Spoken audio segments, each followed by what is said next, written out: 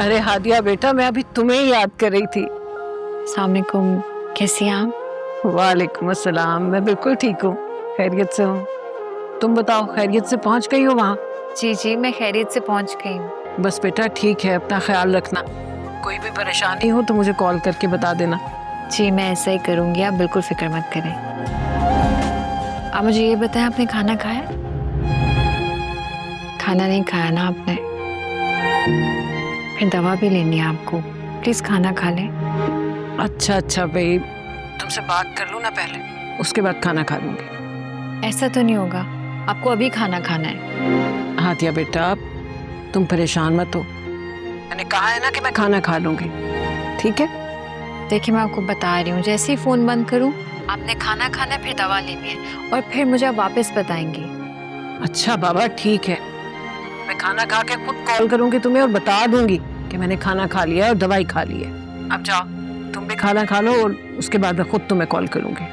जी ठीक है, अल्लाह हाफिज।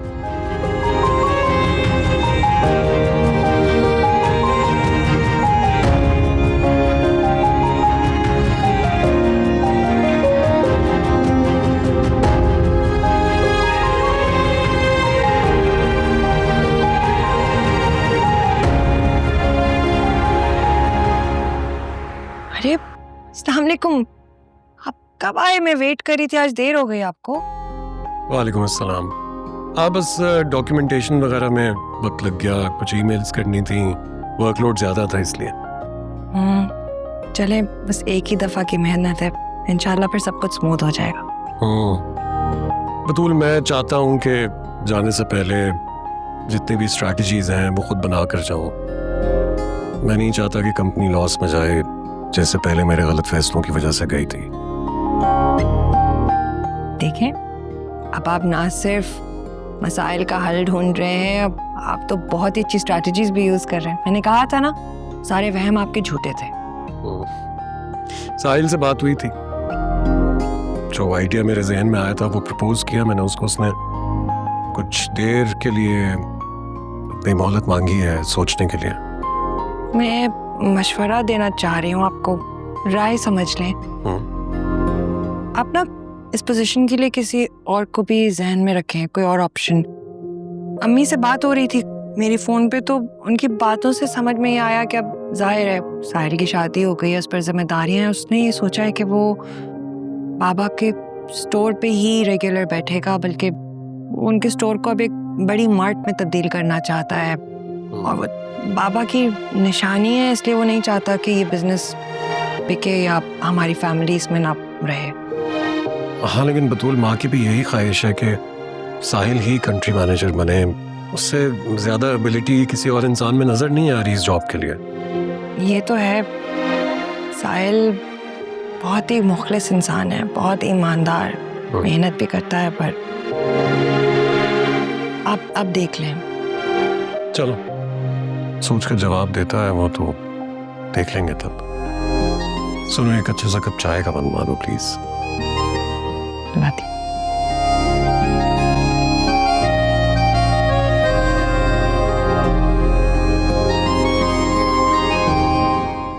आंटी, आपने इतना कुछ क्यों बना लिया?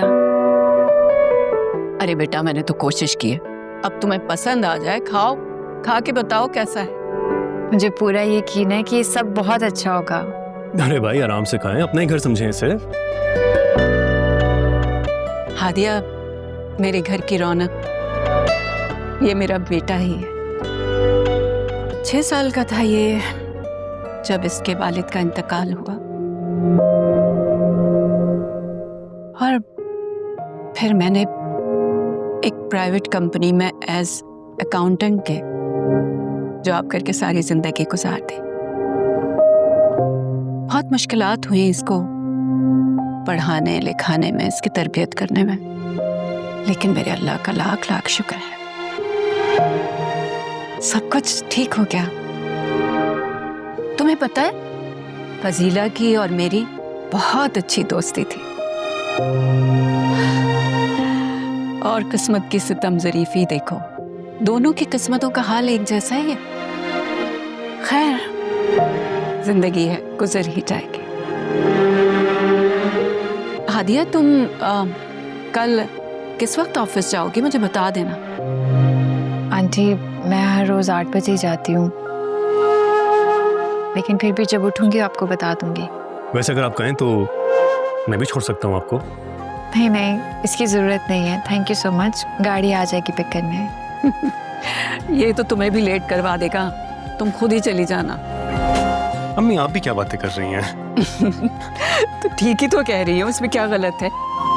बेटा तुम खाओ ना खाना, किस सोच में पड़ गई।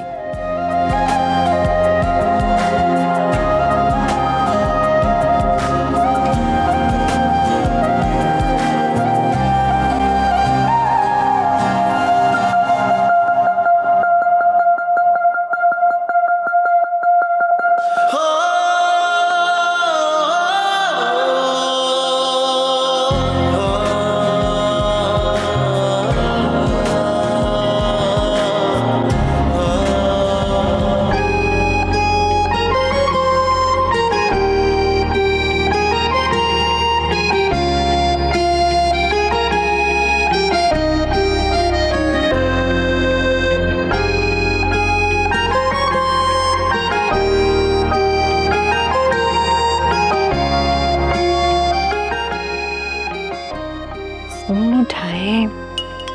किसका फोन आ गया? हेलो। कहाँ थी आप? कब से फोन कर रही हूँ आपको। फोन तो उठाया करें, फिक्र होने लगती है।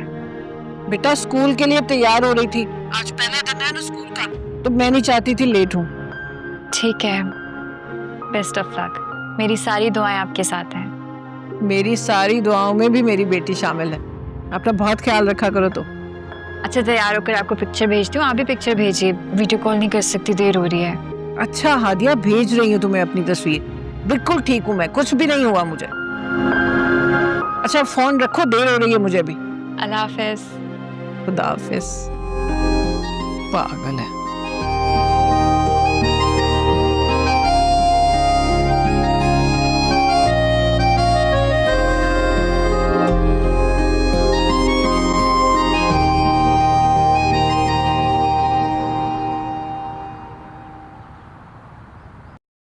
मैं तो फिजा की एजुकेशन को लेके बहुत परेशान हो गई थी, मगर अब मैं मुतमईन हूँ कि उसका वहाँ यूनिवर्सिटी में एडमिशन हो गया है। ये तो बहुत अच्छा हो गया। फिजा की यूनिवर्सिटी अपने स्टूडेंट को खुद ही सपोर्ट कर रही है। आशिर, ये बताओ कि तुमने साहिल से बात की जॉब की? जी माँ, मेरी उससे बात तो हो गई है। उसने कुछ वक्त मांगा है सोचने के लिए।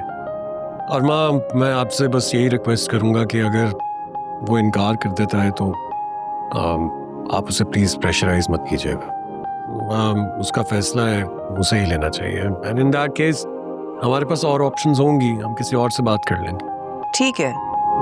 बतूल, मुझे बताओ कि साहिल की आजकल क्या मसरूफियात हैं? जी, शादी के बाद भी वो बाबा के स्टोर पे ही बैठ रहा है।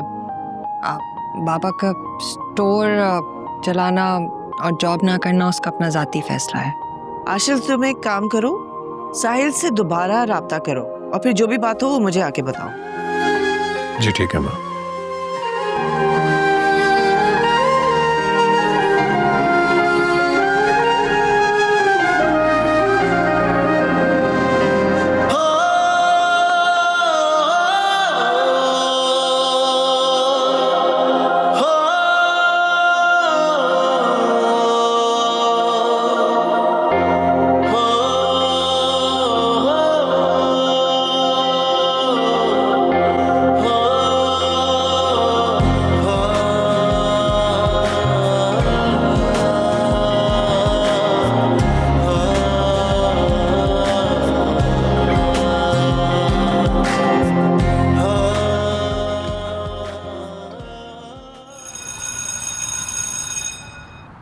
आप मिस फजीला, आपने फिर स्कूल ज्वाइन कर लिया?